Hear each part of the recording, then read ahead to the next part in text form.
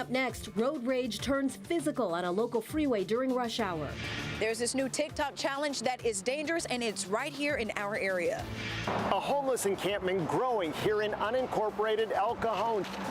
Thousands of new apartments being built this year. How will this affect prices in the rental market throughout San Diego County?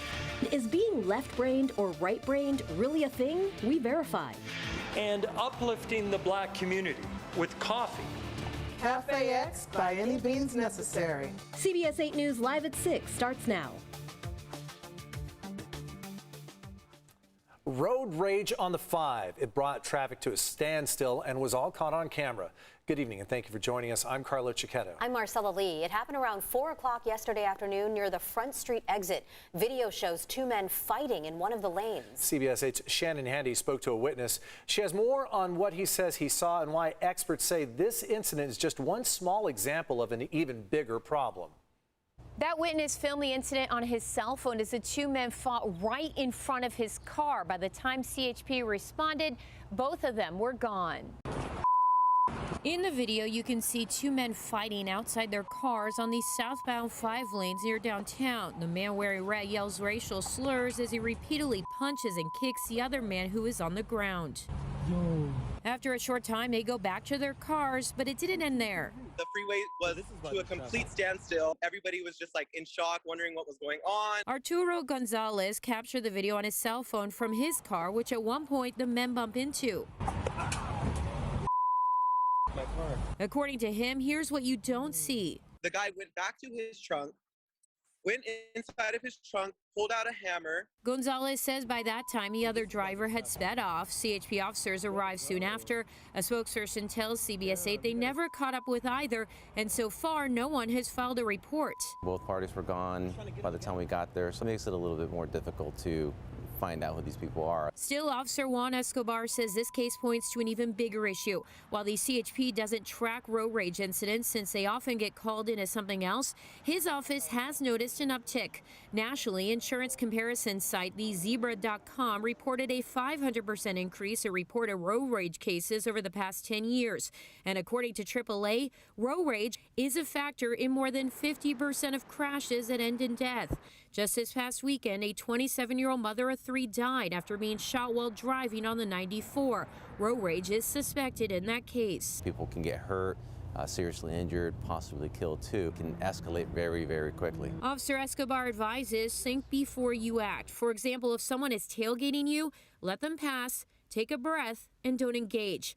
Arturo Gonzalez says he's glad it appears as though neither driver in this latest case was seriously hurt, considering how bad it could have been. You never know what can happen when an angry person whose adrenaline is through the roof. It was a scary sight to see.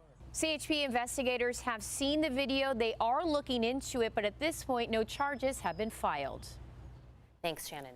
San Diego Unified students must be vaccinated against COVID-19 for the start of the next school year.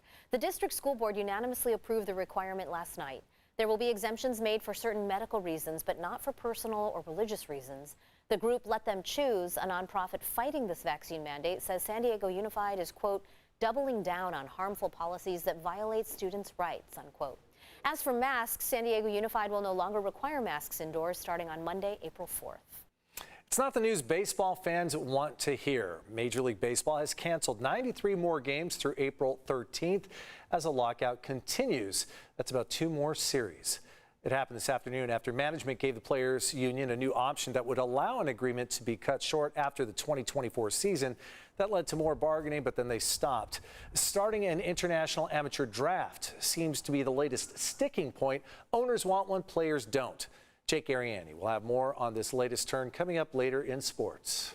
Business owners along a stretch of road in unincorporated El Cajon are frustrated with a growing homeless encampment in their neighborhood. They say people are vandalizing their businesses, stealing and leaving trash everywhere. So CBS 8's Steve Price reached out to the county supervisor who represents that area to see if he's aware of the issue and how he plans on fixing the problem. County leaders know this homeless encampment is here along North Magnolia in unincorporated El Cajon, and they know that it's been growing in size. But they also know that simply forcing everyone out of here will only move the problem and not solve it. Crews are paid to clean up their trash. A bathroom has been provided, and the county doesn't hassle them for staying here. The supervisor representing this area knows that's not popular with many of his constituents, but he makes no apologies. I'm choosing to take a compassionate approach. I don't believe that anybody should live like a animal on the streets. County Supervisor Joel Anderson says he's not going to move anyone until there's a place for them to go. And right now, residents are fighting an emergency shelter in the area. And when people say, I don't want them on the streets, but then I don't want a shelter, well then, what do you want? We're not going to jail them, and nor should we. We spoke to multiple business owners in the area, and all of them tell the same story. Burglaries and vandalism up significantly since the tents arrived, and they all declined to talk on camera, fearing they would be targeted for more trouble. Anderson understands their frustration and says he's pushing to provide long-term solutions. We've got to create the services and provide the shelters necessary to give us the leverage to push people into doing the right thing. And there are a number of people living here who desperately want help. I lost my son in 2001 at the Santana High School shooting.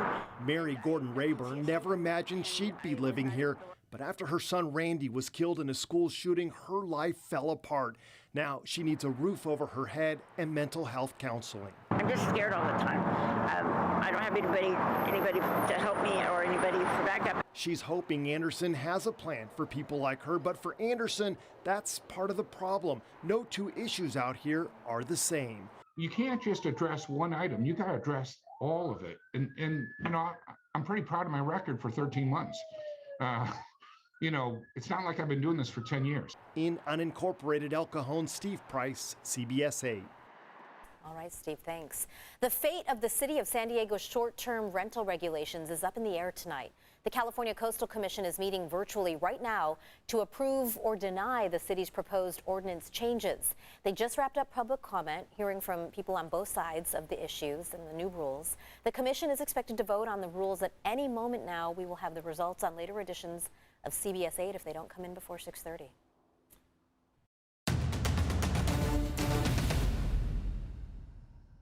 Money may be on its way to your bank account under a gas tax rebate proposed by Governor Gavin Newsom in his State of the State address. As our political reporter Morgan Reiner explains, this would be different than the gas tax holiday we've heard other lawmakers propose. Under the gas tax rebate, the money will go straight back to the consumers. Under the gas tax holiday, it'll be up to the middlemen, like gas stations, to lower the cost. Now, I spoke to an economist today who told me that option number one is better, just not as easy to implement.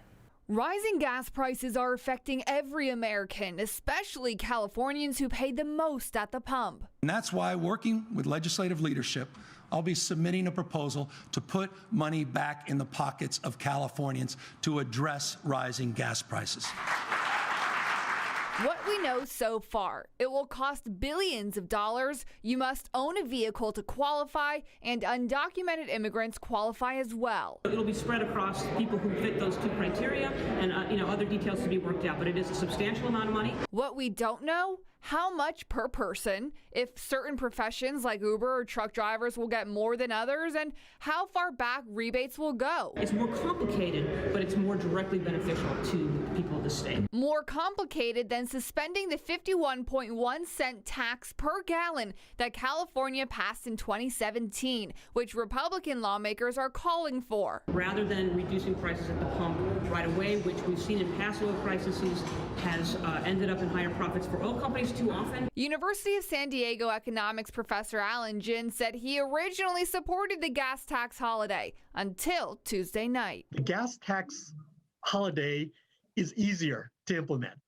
It's not as complicated, but in the case of the gas tax holiday, not all the money would necessarily then go back to the consumers.